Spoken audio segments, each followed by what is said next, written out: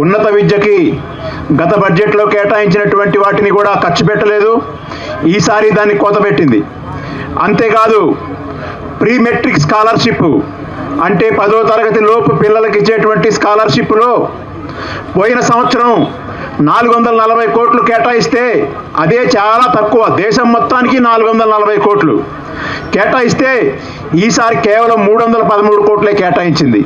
అంటే ఆదివాసీలు చదువుకోవటం బీజేపీకి ఇష్టం లేదు అనేది మనకు అర్థమవుతా ఉంది.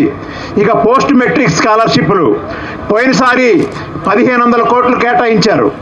సరే, అది కూడా పూర్తి ఖర్చు పెట్టలేదు, అది వేరే విషయం. కానీ ఈసారి గుండు సున్నా కేటాయించారు.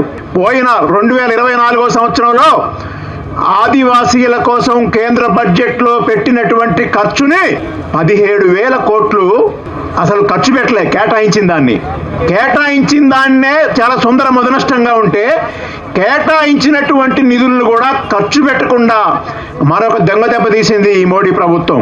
తెలంగాణలో ఉన్నటువంటి బీజేపీ కేంద్ర మంత్రుల్ని సవాల్ చేసి అడుగుతున్నాం, ఇది నిజమా కాదా? ఇక పోయినసారి ఏం చేశారు? 2023లో గిరిజనుల సంక్షేమానికి కేటాయించినటువంటి 23,000 కోట్లని నేషనల్ హైవేలకి తరలించారు.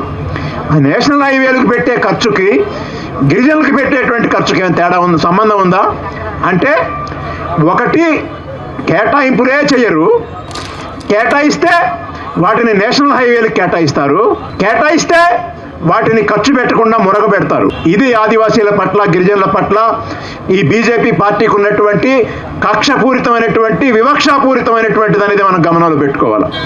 గిరిజన యూనివర్సిటీ ఇవ్వాలని 11 ఏళ్ల క్రితం చట్టంలో రాసుకున్నాం, విభజన చట్టంలో రాసుకున్నాం. కానీ ఏమైంది? 10 ఏళ్ల తర్వాత అరకొరగా ములుగులో గిరిజన యూనివర్సిటీ అని చెప్పారు. అది నత్తనడక నడుస్తూ ఉంది. దానికి సరైనటువంటి నిధులు కూడా కేటాయించడం లేదు. ఈ దేశంలో ఉన్నటువంటి లక్షల ఎకరాల్లో ఉన్నటువంటి అడవిని సర్వనాశనం చేస్తా ఉన్నారు, బడా కార్పొరేట్లకు అప్పచెబుతా ఉన్నారు. ఆ రకంగా ఆదివాసీలకి నీరు లేకుండా చేస్తా ఉంది ఈ బీజేపీ ప్రభుత్వం. ఈ వేదిక మీద నుంచి రేవంత్ రెడ్డి గారి ప్రభుత్వానికి మేము ఒక విన్నపం చేస్తున్నాం. ఈ రాష్ట్ర అటవీ శాఖ మంత్రి గారికి ఒక సూటి ప్రశ్న. ఫిబ్రవరి 10 వరకు తొలికాకుకు సంబంధించినటువంటి టెండర్లు వేయకుండా ఎన్నడైనా ఉందా? కొండా సురేఖమ్మ, మీరు అటవీ శాఖ మంత్రిగా ఉన్నారు. ఈసారి గిరిజన ప్రాంతాల్లో తొలికాకు ద్వారా ఉపాధి అనేది ఉంటుందా ఉండదా? ఈరోజు చాలా ఆందోళనకరంగా ఉంది.